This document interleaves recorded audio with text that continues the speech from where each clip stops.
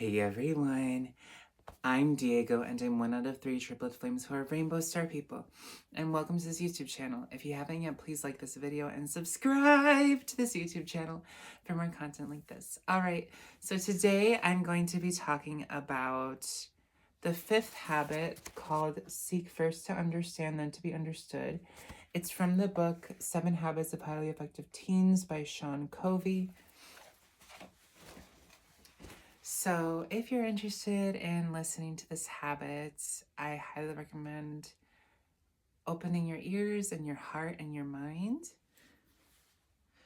In the bottom of this, it says, you have 2 ears and 1 mouth. Hello. Okay.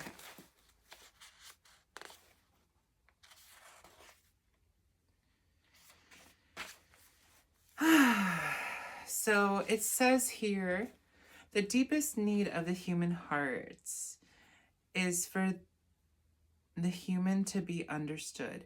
Everyone wants to be respected and valued for who they are. Okay. So then it goes into a story about a girl who had an eating disorder, and how basically being around a bunch of roommates that were non-judgmental and very kind to her and were basically treating her like a human,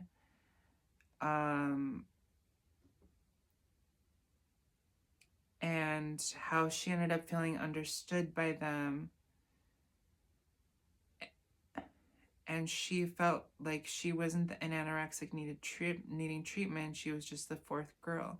So as her sense of belonging grew in this friend group, she began to watch them, and they were happy, attractive, smart, and occasionally they ate cookie dough right out of the bowl. I had so much in common with them. Why couldn't I eat 3 meals a day too?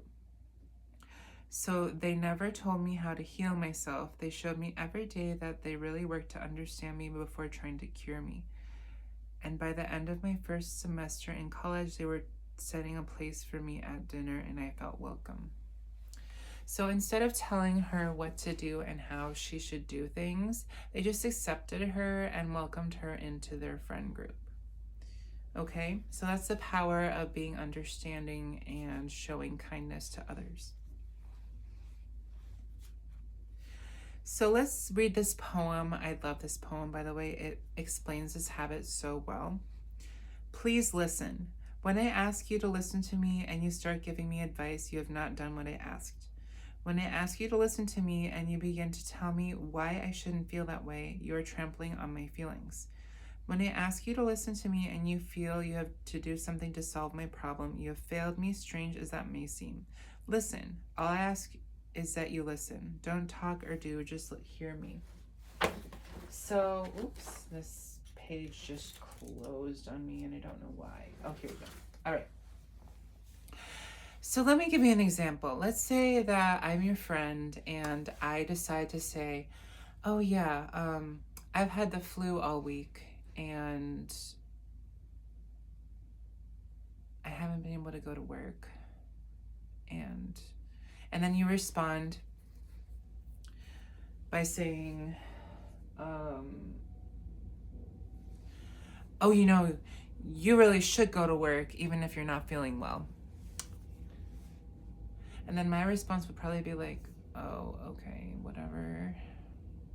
Or I would probably be like, oh, well, you see, I have tried and wanted to go to work, but I just don't want to spread the sickness, Or if you responded with, you really shouldn't feel sick, then I would be like, but I can't help but feel that way. I can't change how I feel. You know what I mean? Or if I said, that I've had the flu and haven't been able to go to work, and you say, oh, well, I think you really should take some cough medicine so you can get better. I'd probably be like, I have been taking cough medicine. So why are you even saying that? That's not helpful. You know what I'm saying? But if you simply responded empathetically and said, like, if I were to say I've had the flu this week, you could say, oh yeah, it sounds like that's been really difficult for you. It sounds like that really sucks. It sounds like you feel yucky and maybe you've been feeling down because you haven't been able to go to work, and which has been the case for me. I've been feeling down these days because I haven't been going to work, and I really have been wanting to go to work. And last night I was, and like, you know, and once you start understanding what I'm saying and listening to what I'm saying, then I'm more likely to open up. I'd probably follow up with, yeah, last night, for example, I was throwing up and I wasn't feeling well. And I think it was because the flu had gotten to my GI tract and started infecting my gastrointestinal tract. And it really sucked, and it wasn't fun, but I was at least able to go to sleep. And so there you go. That's me opening up because you are saying something understanding and empathetic towards me. All right, so let's look at the 5 poor listening styles. So the first listening style is spacing out, where your mind is wandering off in another galaxy and you're not really listening to the person. So for example, in this picture, this guy is spacing out, and then the girl next to him is like, are you even listening to what I'm saying? The next form of listening is pretend listening, where you respond with, yeah, cool, sounds great, sounds cool. So for example, this guy is like, my friend dumped, or sorry, what does he say? So my girlfriend dumped me, and he's like, sounds cool. So if someone says to you that their girlfriend dumped you, you know, something you could say is like, oh, it sounds like you're in a lot of pain and that really hurts. Because when your girlfriend dumps you, that makes you feel awful. It just feels very sad. Or, you know, it might feel different because maybe, you know, maybe you're happy that she dumped you. That could also be something, like if it wasn't a good relationship. So you have to kind of listen for their tone and their body language to kind of tell like how they're feeling about their girlfriend dumping them. So like if their girlfriend dumped them and they seem to feel upset about it, maybe it's because they wish she hadn't dumped them. But if they seem happy about it, it's because probably they're glad that she dumped them and they don't want to be in the relationship anymore. All right, so now let's look at the next part. So there's selective listening, where you're only paying attention to part of the conversation that interests you. Now, this is a very common form of listening.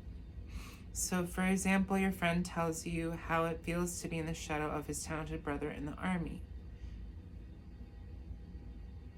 All you hear is the word army and say, oh yeah, the army. I've been thinking about it a lot lately. Since you'll always talk about what you want to talk about instead of what the other person wants to talk about, chances are you'll never develop lasting friendships. So if my friend were to say that they feel that they're in the shadow of their talented brother in the army, they would feel like, oh, it sounds like you're feeling overshadowed. It sounds like you feel invisible and like you are being treated like you don't matter as much as your brother. And that's making you feel less than. It's making you feel like you're not important. And I just want you to know that I think you're important. And I hear you and I'm listening to what you have to say. You could say something like that. I kind of put my own touch or flavor in it. But basically, like, you can say something like that.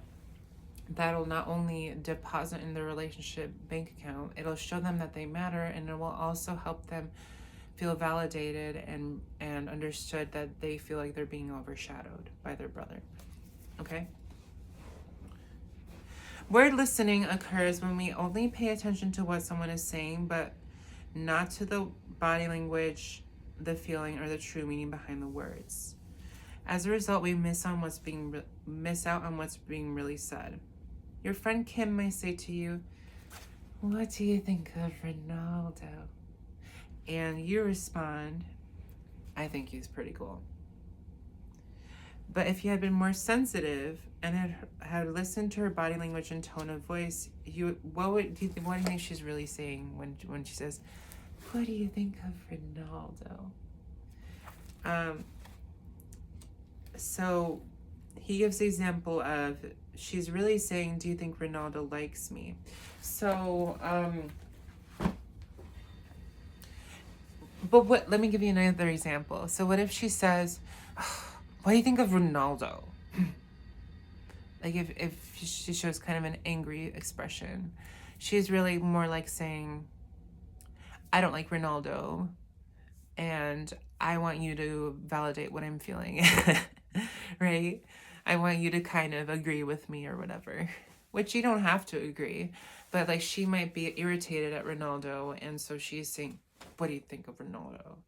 But if it's more like, "What do you think of Ronaldo?"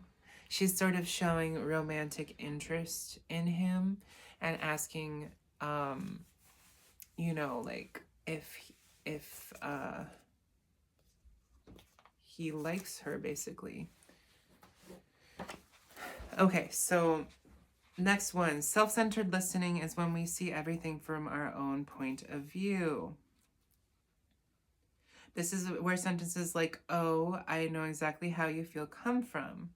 We don't know how they feel, and we assume they feel the same way we do. Self-centered listening is a game of a game of one-upmanship where we try to one-up each other as if conversations were a competition. "You think your day was so bad? That's nothing. You should hear what happened to me." See how self-centered that sounds? Oh my gosh. Like if someone spoke that way to me, I would be so annoyed. So when we listen from our own point of view, we often judge, advise, or probe. So judging, so it's when we listen to others and we make judgments in the back of the mind about them and what they're saying. If you're busy judging, you're not really listening, are you? Let me give an example of a conversation between Peter and Carl. So Peter is, I think they're friends or something like that. I'm not sure. It doesn't say here, but Peter says, "I had a great time with Catherine last night." And then Carl responds, "Oh, that's nice." And Carl is thinking in his head, "Catherine? Why would you want to go out with Catherine?"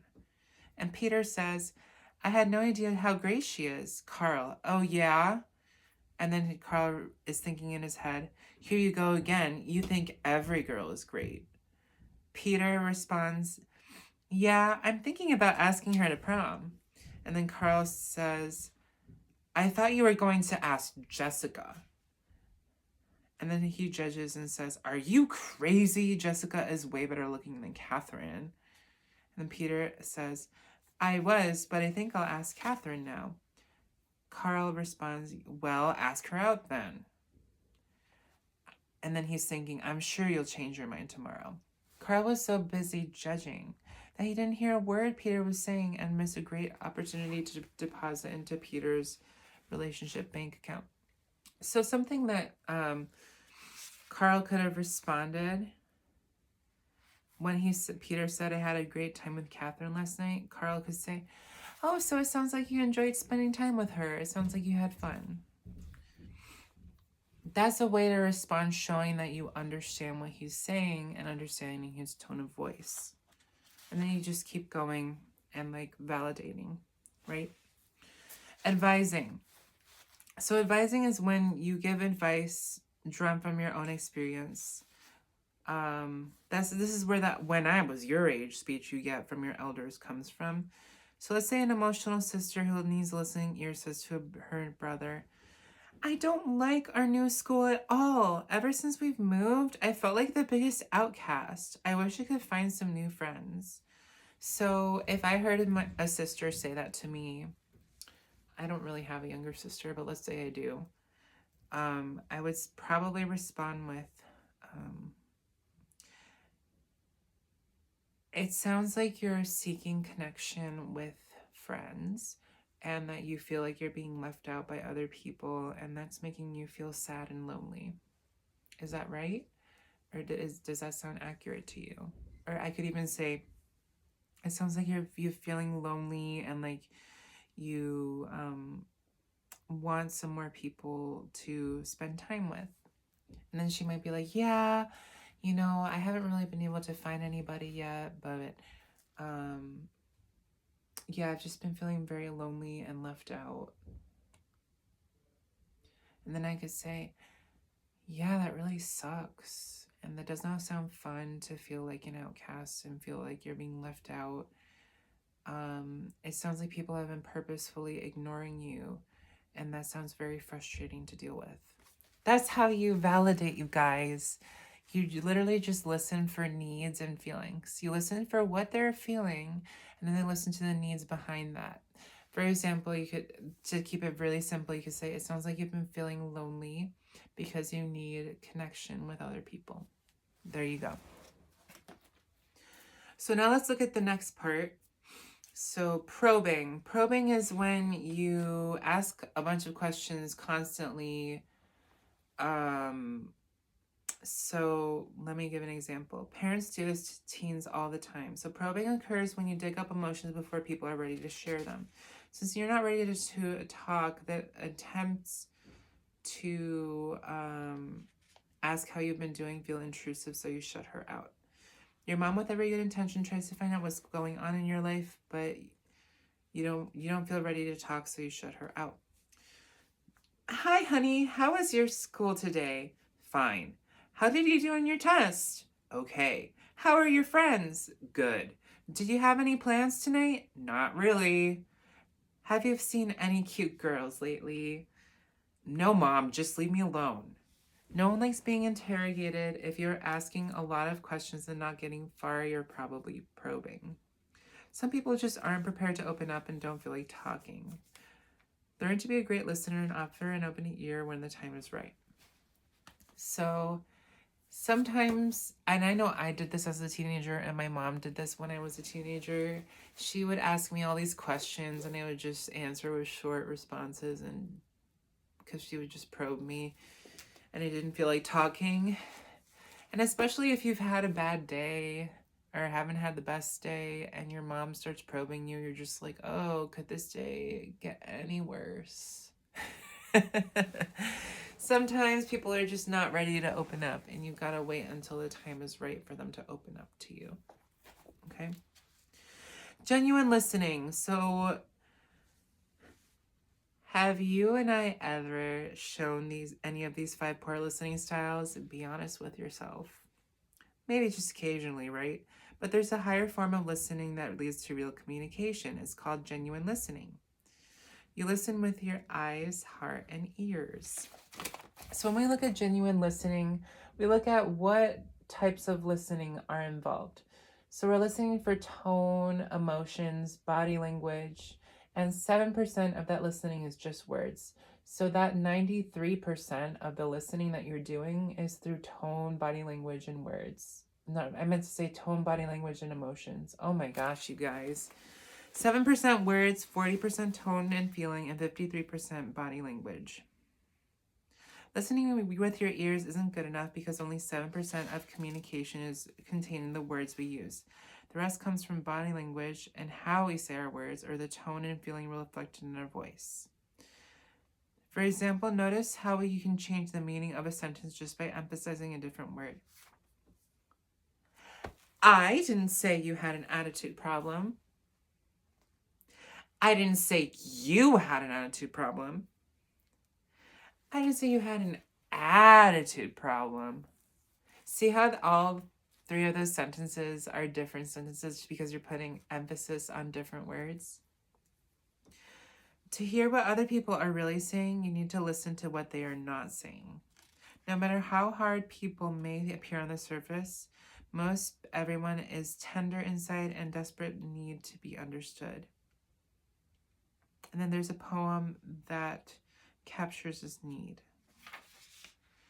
I'm going to skip over the poem, okay? But I am going to read part of this poem because I like it. I highlighted it, actually. I know I went through this book and highlighted stuff because I was like, why not? So this part of the poem just says this, because I don't want the video to be super long. It's already getting long. So each time you are kind and gentle and encouraging, each time you try to understand because you really care, my heart begins to grow wings. So I like that part of the poem. Stand in their shoes is the next step. So to become a genuine listener, you need to take off your shoes and stand in others. So you're trying to see things from where someone else is seeing them. Let's pretend for a moment that everyone in the world wears tinted glasses and that no two shades are exactly alike. You and I are standing on the banks of a river. I am wearing green lenses and you are wearing red. Wow, look how green the water is, I say. Green? Are you crazy? The water is blood. I meant to say the water is red. You reply. Green? Are you crazy? The water is red, you reply. Hello, are you colorblind? That's as green gets. And then many people look at conversations as a competition. In reality, since we're both coming from a different point of view, we both can be right. It's silly to try to win conversations. That usually ends up in a win-lose or lose-lose conversation. So instead of being like, oh yeah, the water is red, and then when the other person says it's green, you can be like, oh, so I see that you're seeing from the red perspective because you're wearing red tinted lenses, so you see the color as red. Or no, or you could say the other thing. Oh my gosh, you know what you know what I'm trying to say. Let's say the other person is wearing red lenses and I'm wearing green, and you're like, oh, it looks like you're wearing red lenses, and that's why you're seeing the river as red. If you just see that, it wouldn't be a competition anymore, right? Like you're like, oh, so now I understand why you're seeing things from this perspective, instead of thinking you have to win the conversation. So now let's look at mirroring. So when you mirror, you want to repeat meaning using your own words, and it's warm and caring. It's not mimicking. Mimicking is like when you repeat words, use the same words, and are cold and indifferent. So a mirror, it doesn't judge, it doesn't give advice, it just reflects. So let's look at an everyday conversation to see how mirroring works. Your dad might say to you, no, you can't take the car tonight, son, and that's final. So mirroring back, you could say, I can see that you're upset about this, Dad. You bet I'm upset. The way your grades have been dropping lately, you don't deserve the car. It sounds like you're worried about my grades. I am. You know how badly I want you to get into college. It sounds like college is really important to you. I have never had a chance to go to college, and I've never been able to make much because of it. I know money's not everything, but it sure would help right now. I just want a better life for you. I see. You want my life to get better, don't you? You want my life to improve. And then he says, you are so capable that it drives me crazy that you don't take school seriously. I guess you can take the car if you promise me that you'll do your homework later tonight. That's all I'm asking. Promise? Did you notice what happened? By practicing the skill of mirroring, the boy was able to uncover the real issue. Dad didn't care so much about him taking care of the car. He was more worried about the future and casualness towards his school. Disclaimer. If you're practicing mirroring and don't really have the desire to understand others, they will see through it and feel manipulated. So try your best not to manipulate people. That's not a real form of communication. Okay, mirroring phrases include, as I get it, you feel that. So I see it that you feel this way.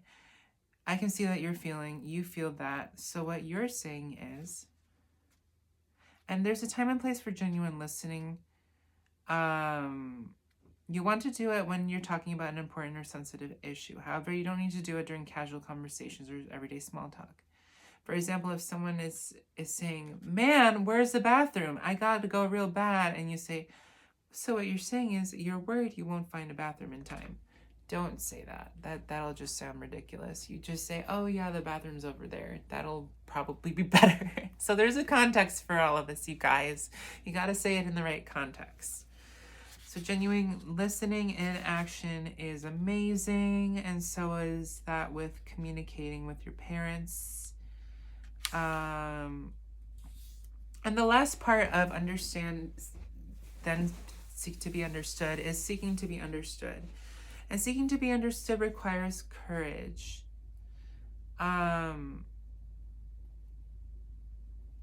It's important to say how you're feeling, because if not, people won't know how you're feeling and nothing will happen in your favor, right?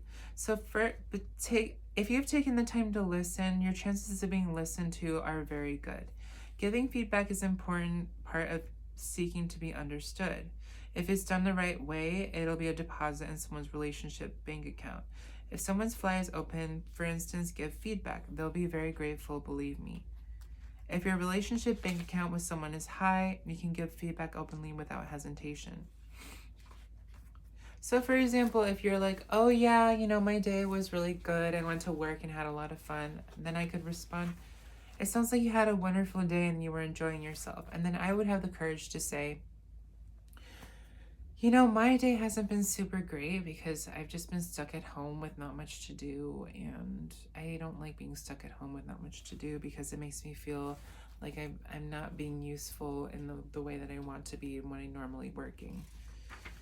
But sometimes it's important to rest and relax and recharge, right?" All right, thank you guys so much for listening to this video, and until next time, we're going to talk about the next habit next time. But yeah, thank you all so much for watching. Peace out, much love, and may you all be free. Mwah. Take care, everyone, and goodbye.